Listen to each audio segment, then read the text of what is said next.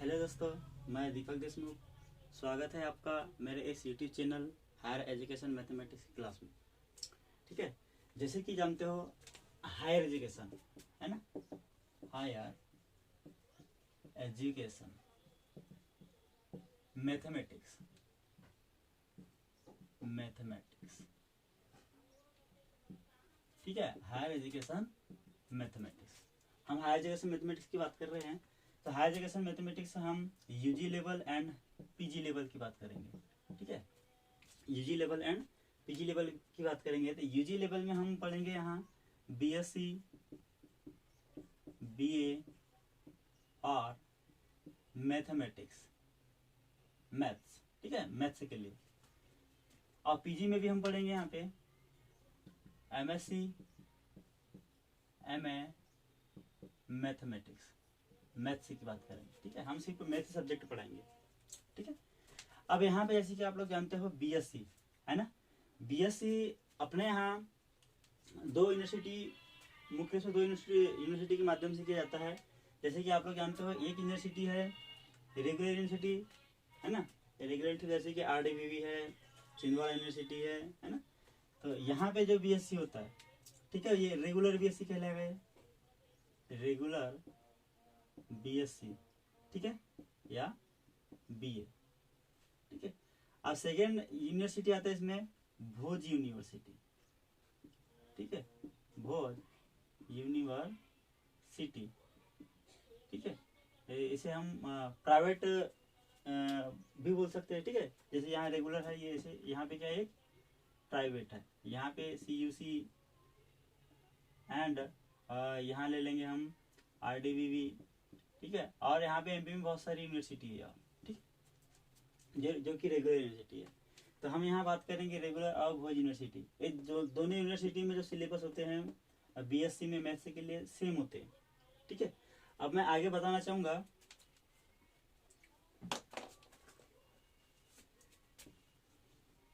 अब आगे देखिएगा बीएससी है ना, बीएससी में जो सब्जेक्ट की बात करते हैं। ठीक है, बीएससी में मैथ सब्जेक्ट की बात करते हैं। तो बीएससी में मैथ्स के 3 पेपर होंगे। कितने पेपर होंगे? 3। फर्स्ट पेपर फर्स्ट, ठीक है, paper number first, paper number second and paper number third. ठीक है, 3 पेपर होंगे। ठीक है, तो 3 पेपर होंगे इसमें। तो यहाँ पे देखिएगा पेपर 1 में अब सिलेबस की बात करते हैं। ठीक है, ये तो हुआ हमारे पास मैथ्स के जो पेपर होंगे, 3 पेपर होंगे। अब इसमें सिलेबस की बात करेंगे एक पेपर में। ठीक है, इसमें 5 यूनिट होंगे, जैसे कि आप लोग 11th-12th में आप लोग पढ़े हुए हैं ना। इसमें 5 यूनिट होंगे, 5 यूनिट। ठीक है, यहाँ पे देखिएगा, तो इस यूनिट को हमको कवर करना पड़ेगा। ठीक है, तो फर्स्ट यूनिट जैसे कि आप लोगों के स्क्रीन पे यहाँ दर्शाया जाएगा। ठीक है, तो जैसे कि हम इसके नंबर डिवाइडेड की बात करें कि ये कितने कितने नंबर के होते हैं, एक पेपर कितने नंबर का होगा, दूसरा पेपर कितने नंबर का होगा, तीसरा पेपर कितने नंबर का होगा। ठीक है, तो आपके स्क्रीन में शो कर दिया गया है, आप वीडियो को पॉज करके आप स्क्रीनशॉट ले सकते हैं। ठीक है, तो अब यहाँ पे हम देखते हैं सिलेबस। ठीक है, अब इसके बाद हम बात करते हैं सिलेबस की। सिलेबस भी आपके जो स्क्रीन है, ठीक है, वहां पे दर्शाया गया है। आप वीडियो पॉज करके आप उसको भी स्क्रीनशॉट ले सकते हैं। ठीक है, अब आगे चलते हैं इसमें सिलेबस की ओर। ठीक है, तो सिलेबस में सबसे पहले यूनिट 1 में दिया है, तो इसमें क्लीन कर देता हूं।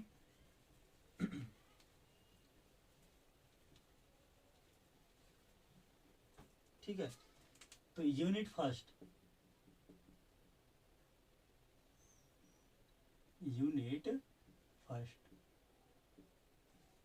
फर्स्ट में दिया है इसमें rank of matrix, rank of matrix, इसको हिंदी में बोलते हैं अवयव की जाति। ठीक है, अवयव की जाति हमको निकालना पड़ेगा। तो सबसे पहले अवयव है ना, अवयव को थोड़ा समझ लेते हैं कि अवयव एक्चुअली में है क्या चीज। ठीक है, जैसे कि आप लोग ने पढ़े होंगे 12th में। ठीक है, पिछली क्लास 12th में आप लोग ने पढ़े होंगे मैट्रिक्स के बारे में। ठीक है, इसमें कुछ ऐसे चीज इंपॉर्टेंट है जिसे हमको समझना अति आवश्यक है। जब तक कि हम इसे समझेंगे नहीं तब तक कि हम इसको आगे हम बना नहीं सकेंगे, ठीक है। तो सबसे पहले हम अवयव की बात करते हैं कि अवयव एक्चुअली में है क्या चीज। तो यहाँ जानिएगा इसमें अवयव के बारे में, ठीक है। तो अवयव को हम इस प्रकार से रिप्रेजेंट करते हैं ना, अवयव का जो सिंबल होता है इस प्रकार से होता है। कभी कभी हम इसे इस रूप में भी से हम इसको डिनोटेट करते हैं और कभी कभी इस रूप में भी डिनोटेट करते हैं। ये वो हमारे पास चिन्ह के रूप में, ठीक है। ये प्रदर्शित करने का जो तरीका है अवयव को, ये इस प्रकार से हम 3 प्रकार से इसको रिप्रेजेंट या प्रदर्शित कर सकते हैं, ठीक है। ये ठीक है। अब नेक्स्ट हम बात करते हैं अवयव किन चीजों से मिलकर बना हुआ है, ठीक है। तो मैं सबसे पहले यहाँ अवयव बनाऊंगा और उसी में मैं समझाऊंगा कि ये किन किन चीजों से मिलके बना हुआ है, ठीक है। तो एक अवयव हम बना लेते हैं यहाँ पे, ठीक है। ये हमने एक अवयव बना रहे हैं, ठीक है।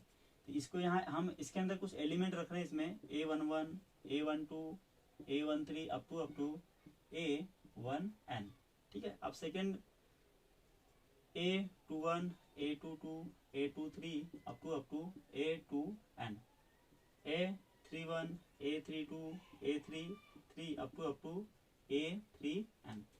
ऐसे ही हम आगे चलते जाएंगे, ठीक है।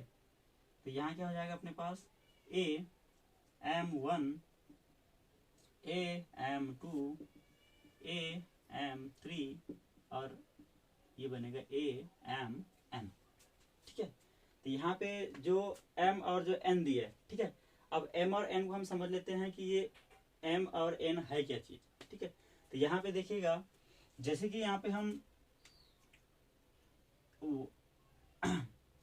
वन, जैसे कि इसको बोलेंगे हम element A11, element A12, element A13, element up to element AN1, अर्थात इसे हम कहेंगे, तो यहाँ थोड़ा समझ लेते हैं इसे हम कहेंगे रो, ठीक है।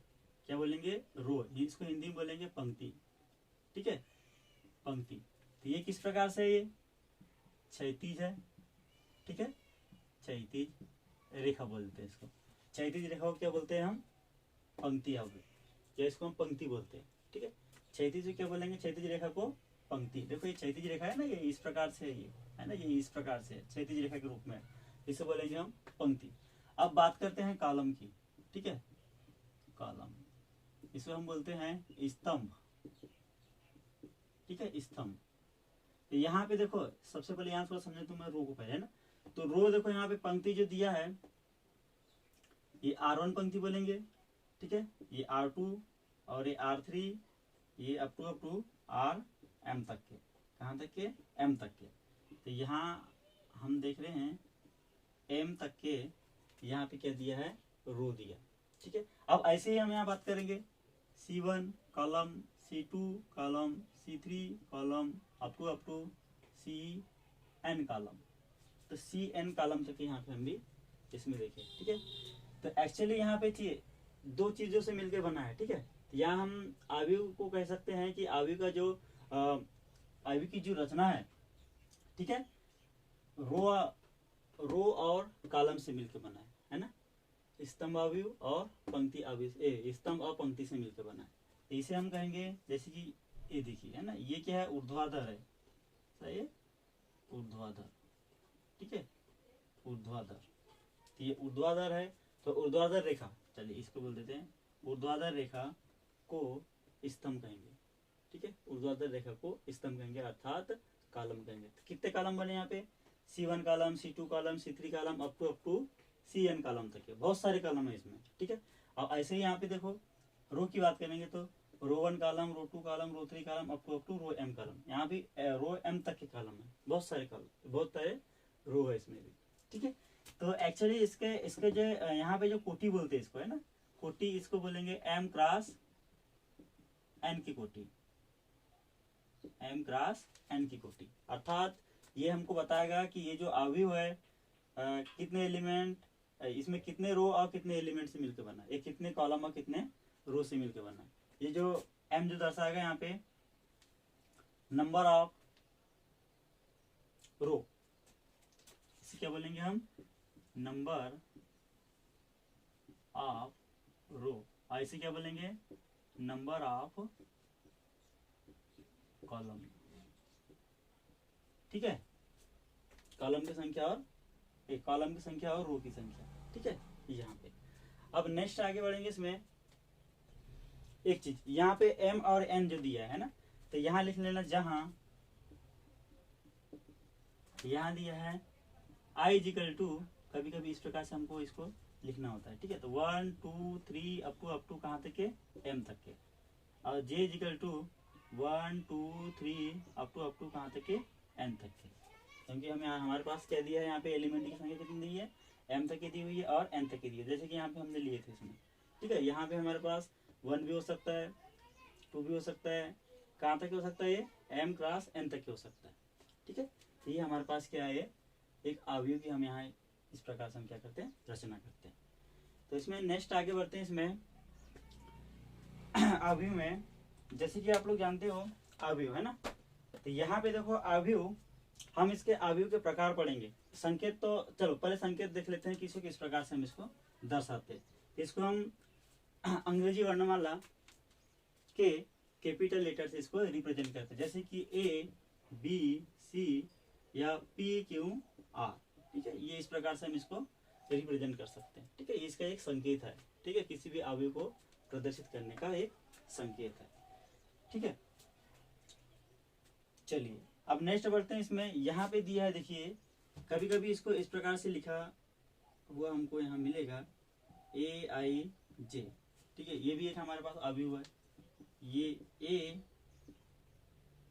AIJ, ठीक है, ये भी एक हमारे पास अवयव है, ठीक है। इस प्रकार से हम इसको कभी कभी इसको डिनोटेट कर सकते हैं, ठीक है। ये हमारे पास अवयव की हम यहाँ पे रचना देखें और किन किन चीजों से मिलकर बना है यहाँ हम इसको जाने, ठीक है।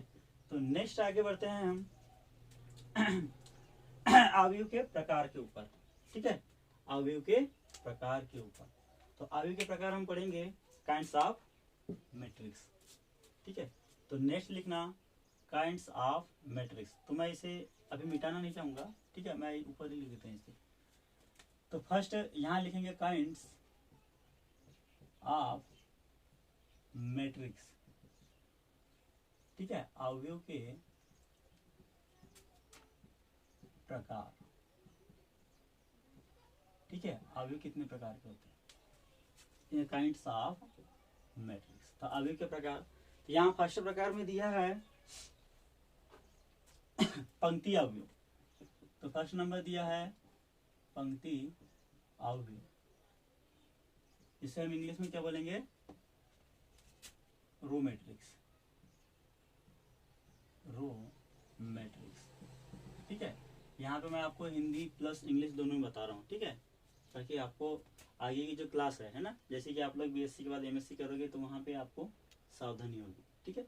तो वहाँ एमएससी में तो एक्चुअली पूरे इंग्लिश में, इंग्लिश टू इंग्लिश लैंग्वेज वहाँ यूज किया जाता है, इसलिए मैं आपको यहाँ पे इंग्लिश से भी बताना चाहूँगा, ठीक। तो पंक्ति अवयव रो मैट्रिक्स दिया है यहाँ पे, ठीक है। तो यहाँ पे हमको देखना है, तो इसका डेफिनेशन क्या बनना चाहिए, ऐसा अवयव जिसमें केवल एक ही पंक्ति हो, ठीक है। तो यही से हम उठा लेते हैं, देखो, ऐसा अवयव जिसमें केवल एक ही पंक्ति हो, तो एक ही पंक्ति उठा लेते हैं। तो यहाँ उदाहरण के लिए ले लेंगे हम इसमें, ठीक है। तो उदाहरण के लिए एग्जाम्पल फॉर एग्जाम्पल, तो यहाँ पे दिया है, तो ये इस प्रकार से हम इसको ले लेते हैं, A11 A12 A13 up to A1N, ये हमारे पास क्या है, ये पंक्ति अवयव, ठीक है। ये हमारे क्या कहलाएगा, पंक्ति अवयव। अब सेकेंड एग्जांपल देख लो, यहाँ पे सेकेंड एग्जांपल हम कुछ भी ले सकते हैं, ठीक है। ये फर्स्ट है, सेकेंड एग्जांपल, इसमें एनी नंबर ले सकते हो, 1 13 20, ठीक है।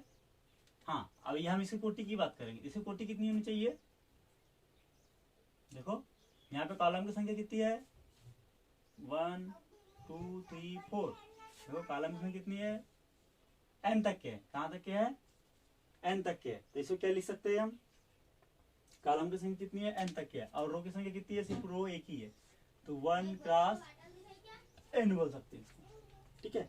क्या बोल सकते हैं इसको, 1 क्रॉस n बोल सकते हैं। चलो अब यहाँ पे बताओ इसमें क्या बोल सकते हैं इसे,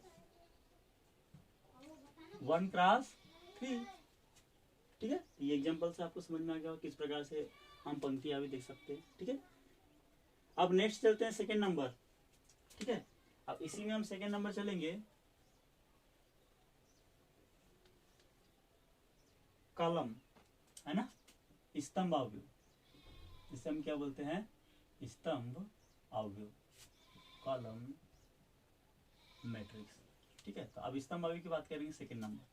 तो स्तंभ अवयव ऐसा अवयव जिसमें केवल, ऐसा अवयव जिसमें केवल एक ही कॉलम हो या एक ही स्तंभ हो। तो हम यहाँ से ले लेते हैं एक स्तंभ कोई भी।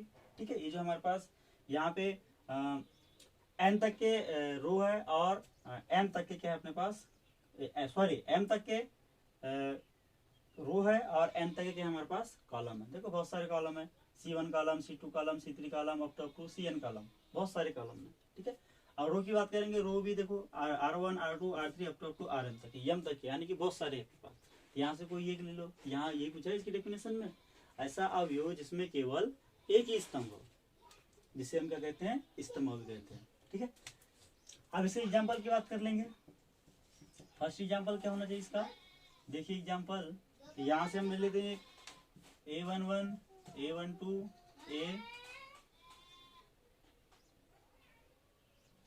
A11 A21 A31 up to A1। तो यहाँ इसकी बात करेंगे तो नेक्स्ट दिया है इसमें 1 क्रॉस M क्रॉस 1। तो इस प्रकार से हम इसको कह सकते हैं, इसे कोटि। ठीक है, अब सेकेंड एग्जाम्पल की बात करेंगे। यहाँ पे सेकेंड एग्जाम्पल में भी हम ऐसे ले सकते हैं 1 3 5 6, ये है ना। इसे हम बोल सकते हैं कॉलम की संख्या कितनी है, कॉलम को हम बाद में लेते हैं, रो को पहले लेते हैं। देखिए यहाँ पे रो को पहले लिए तो रो कितनी है यहाँ पे 1 2 3 4, 4 क्रॉस 1, इसे हम 4 क्रॉस 1 बोल सकते हैं। ये हमारे पास दिया हुआ है दो एग्जाम्पल। ठीक है, तो दो एग्जाम्पल हो गया हमारे पास, इस सेकेंड नंबर का था। अब थर्ड नंबर देखते हैं हम। थर्ड नंबर में आपको दिया है शून्य अवयव। थर्ड नंबर जो है शून्य अवयव है, ये थर्ड नंबर शून्य अवयव, यानी कि जीरो मैट्रिक्स, जीरो मैट्रिक्स। ठीक है, ऐसा अवयव जिसमें, इसका डेफिनेशन क्या बनना चाहिए, ऐसा अवयव जिसमें सभी एलिमेंट शून्य हो, है ना, ऐसा अवयव जिसमें सभी एलिमेंट शून्य हो, शून्य अवयव कहलाता है। ठीक है, जिसे हम 0 से रिप्रेजेंट करते हैं, किससे, 0 से रिप्रेजेंट करते हैं। तो एग्जाम्पल देखते हैं, फॉर एग्जाम्पल यहाँ उदाहरण के लिए हम लेंगे इसमें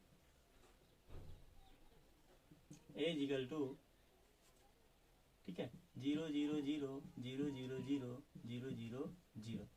तो ये देखो इसमें 3 कॉलम और 3 रो, तो यहाँ 3 क्रॉस 3 का अवयव है। ठीक है, इसका जो मान होता है कैसा होता है, शून्य होता है, हमने पहले ही बताए थे, शून्य होगा इसका, ये शून्य अवयव कहलाएगा। ठीक है, अब बाकी हम दूसरे भी देख सकते हैं, जैसे कि यहाँ लिखते हैं सेकेंड एग्जाम्पल, है ना, ये फर्स्ट एग्जाम्पल की बात हुई थी। अब यहाँ ऐसे 0 0 0 0, ठीक है, ये 1 क्रॉस 2 क्रॉस 2 की अवयव है, 2 क्रॉस 2 की अवयव है। ठीक है, इसका भी मान क्या होना चाहिए, 0 होना चाहिए, A बराबर 0, ये शून्य अवयव। ठीक है, अब आगे चलते हैं, इसमें हम नेक्स्ट जो दिया है आपका वर्ग अवयव।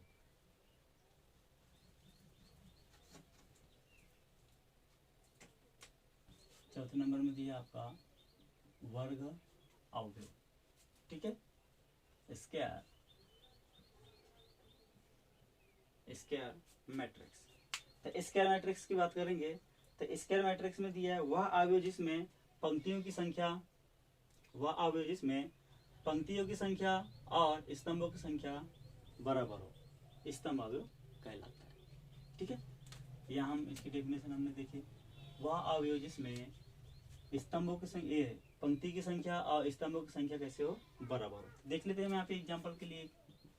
ठीक है, एक एग्जाम्पल देख लेंगे यहाँ पे स्तंभ, और A11 A12 A21 A22 A31 A33, और यहाँ पे ले लेते हैं A13 और A23 और A33।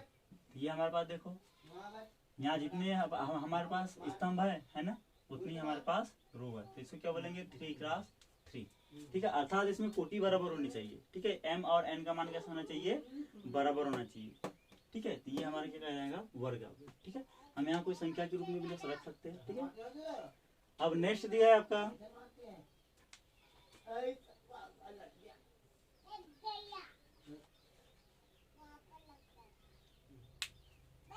अब नेक्स्ट देखेंगे हम नेक्स्ट क्लास में। ठीक है, तो प्लीज यदि आपको यहाँ तक समझ में आया होगा, इसके आगे भी और इसमें इसके प्रकार दिए हुए हैं, हम इसकी बात करेंगे नेक्स्ट क्लास में। ठीक है, तो प्लीज आपको यहाँ तक आपको भली भांति समझ में आया होगा, तो आप हमारे इस YouTube चैनल को लाइक करें, सब्सक्राइब